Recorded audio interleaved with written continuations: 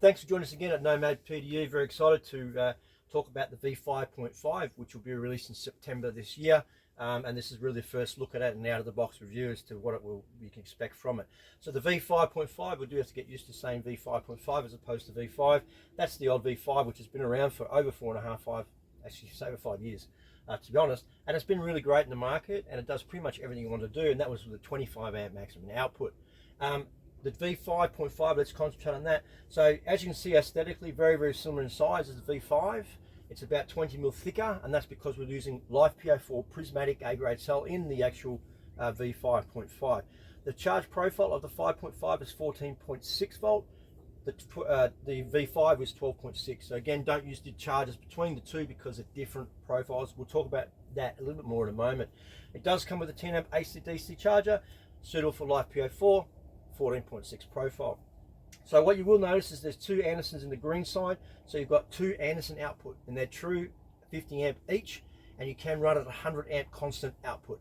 So we've really stepped up what you get out of something this size, and pretty much this is about as much as we're going to get out of it. There's really no more we can fit in there to provide you with more output. So what we've got is 100 amp constant output, 100 amp BMS. It does come standard with Bluetooth, so you'll be able to use your smartphone and connect directly for all diagnostics.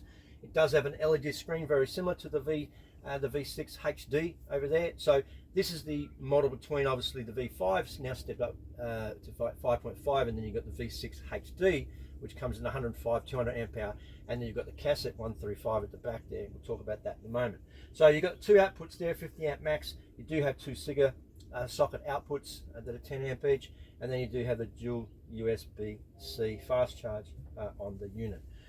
Charge wise, maximum charge rate of 50 amp at any given time, and you've got a regulated input here, and then you do have a unregulated connection here for a solar panel. It does have a 20 amp solar MPPT built inside, so you can connect up to a 300 watt solar panel quite happily directly to the unit, and it'll charge nicely.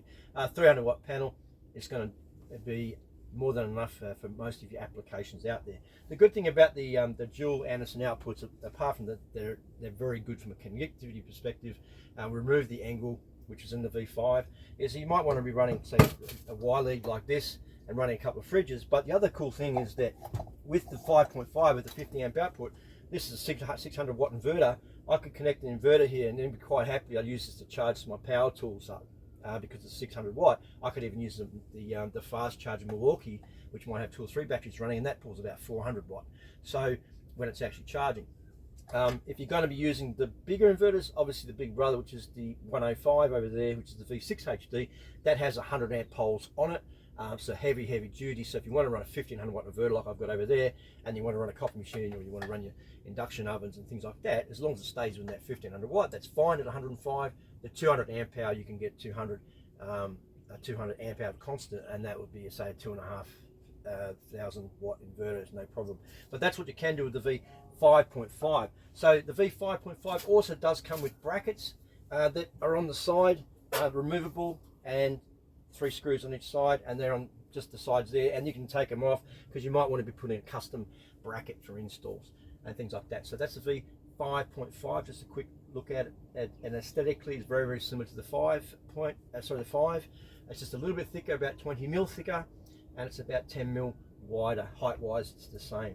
So that's the 5.5. Now if you're going to be charging, which we do get a lot of people that want to upgrade to the V6s, but they don't want to just leave their V5 lying around and not get use out of it. There's no reason to leave the V5 around and not use it when you can run both systems together.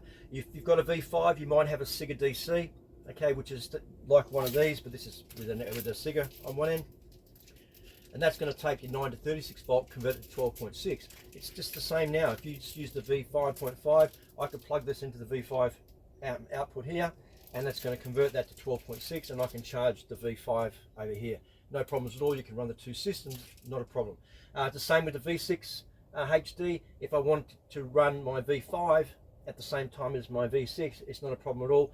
Plug the ciga DC into the V6 and then over to the V5, and again it's going to convert 9 to 36 volt, and it's going to convert it down to 12.6 volt, which is for the V5.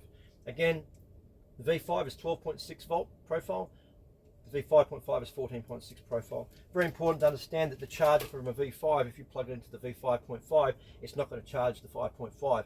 It'll only charge at 12.6, but the V5.5 is true 14.6 volt, and it sits at 12.8 nominal voltage. So it needs to have 14.6 to get it to its full peak charge. If you put 12.6 into this one, it's not going to charge it fully. It's only going to get up to 12.6, which is not enough for it, and it might get a half an hour of use of it, and we'll get a phone call saying that my V6, it's happened quite a bit with people using the V5 to charge their, trying to charge a Lifepo4. It's a high voltage, so 12.6 is not enough for those. And again, don't use it vice versa. So this is a 14.6 volt charger for the V5.5. Don't go using that on the V5. It's just simple. What is the profile of your battery and what's the profile of the charger? Make sure they match, and do check them, because sometimes they look very, very similar. We get calls and we'll get told absolutely no doubt the profile's correct without looking at it. It's not. They check the charger and they look the same, but if you look at it, you'll see the voltage is different. So make sure you get the voltage correct. If you're going to be using DC-DCs, we typically using DC-DC with solar input, like these Maxes here, and they've got a great price point around 300 retail for 20 amp, about 500 for the 40 amp. But they do have a solar input as well, so it does everything for you. So you can plug you can plug a 300 watt solar panel into this, plug it into your vehicle. It has a built-in VSR, so voltage sensitive regulator. So it'll pick up when the car's running and it's not. It'll do everything for you. And if you do have a smart alternator, it does have a wire to go back to the ignition, and away you go. So if you've got a couple of hours, you can install these quite happily just by yourself. It's not that difficult to do. Connect it up from your crank battery to one of these, and away you go. Make sure you use the right cabling and don't use AC cabling. Make sure you use the proper DC cabling. So and there's a lot of range of DC-DCs out there, so you might have a preference, and by all means go with those. But you'll see us at the shows coming up in August and September. August is in Melbourne. That's the 23rd to the 25th, and then we got September is at Eastern Creek, and I think that's about the 6th to the 8th of September. So these will all be on show there. So we'll have the V5.5 V5, then the V6 HDs, then the L series 1 through 5, and then you've got HD 200 amp hour as well. So that's the 5.5. Again, if you're going to use DC-DCs, by all means do so. Put the DC next to the actual auxiliary battery. Don't put it under the bonnet. You can put them under the bonnet, out the way if you want, but electronics underneath the bonnet where there's heat, there's no need to. If you don't have to put it under there, then don't put it there. Put it somewhere it's got ventilation. So typically with these, I put it very close to the auxiliary battery where it's ventilated at the back. I might stick it down behind the seat or whatever, and it works perfectly fine, and it's away from the heat. So that's a quick look at the V5.5. Again, the features: 2 Anderson 50 amp outputs, 100 amp max output at any given time. Comes standard with Bluetooth, LED screen, LCD screen, which will give you a state of charge, the depth, percentage, all the rest of it. What's the draw rate and what's your charge rate, which everyone wants to see nowadays is the charge rate without having to put a power analyzer in there. So that will do all of that for you. It does have up to 50 amp max charge regulated, and it does have a 20 amp solar MPPT built into it, and you can quite happily plug your up to 300 watt solar panel into the V5.5. Weighs about 14 kilograms, as opposed to the V5, which is about 11. Again, you're stepping up into the Prismatic. These are 2-year warranty. The V6 HDs and the 1 through 5s, the L series, they're all 3-year warranty.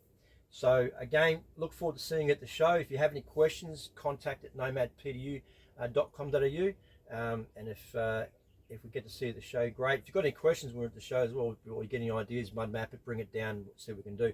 I'm doing this video from a 5x5 meter yurt, and if you're going to be off-gridding, or you're going to be tiny homing and etc., these products, and like this one here, again, you could run a 600 watt inverter, which I'm quite happy to run my TV and other bits and pieces. But if I'm going to use the V6 HD, I can quite happily run my blender and other bits and pieces off that if I'm going to be truly off-gridding for camping, and truly want to get as much more off-gridding as I can in. So again, that's just a quick look again at the release of the V5.5. Again, you'll see it in September, and they're available for delivery in September. But you can get in touch with us now and put you in touch with partners who will have the stock, and you'll be able to pre-order or put your orders in now. So thanks again, and we'll talk again soon.